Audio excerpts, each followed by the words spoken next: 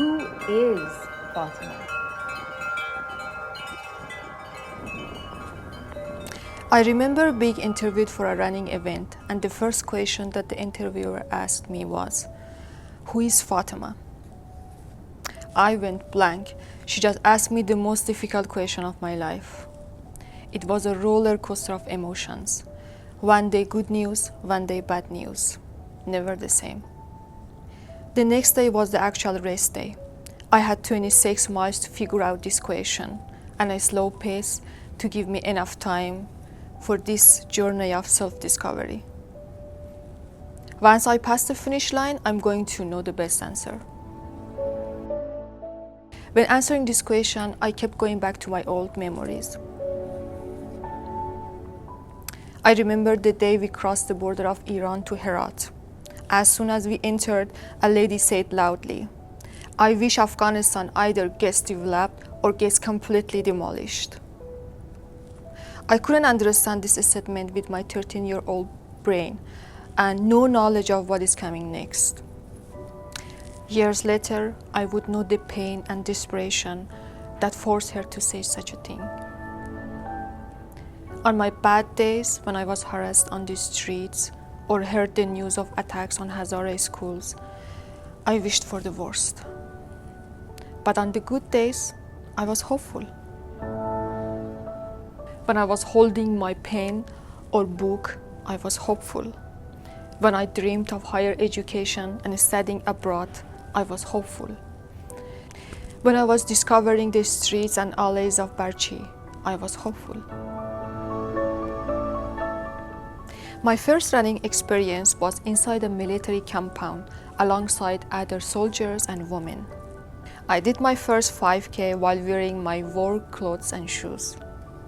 1 year later, I finished Bamiyan Marathon alongside other women. One day, when my friend and I were running in the early morning on the streets, my friend got pushed by a man on a bicycle.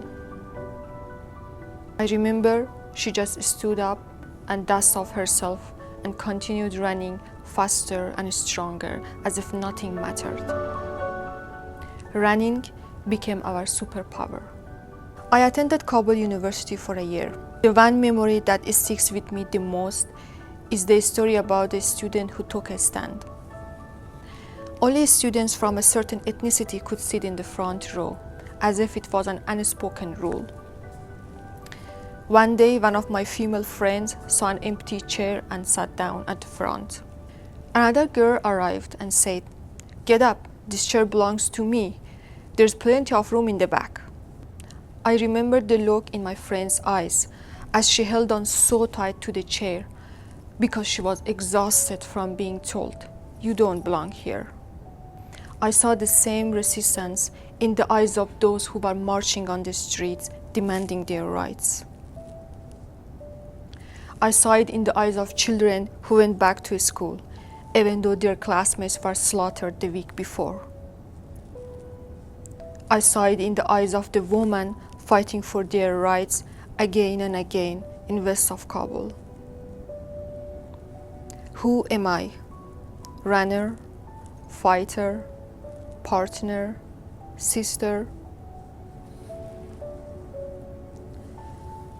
I'm putting together pieces of me that don't match and don't belong. I have struggled with each of these identities because sometimes I'm not a fighter, sometimes I don't run, or sometimes I don't stand with my sister or partner. But I know what is holding these images and lived experiences together. It is me on the verge of becoming. My journey is who I am. I know the next time when someone asks me who I am, I will say, I'm something I have always been, a Hazara woman who seeks freedom.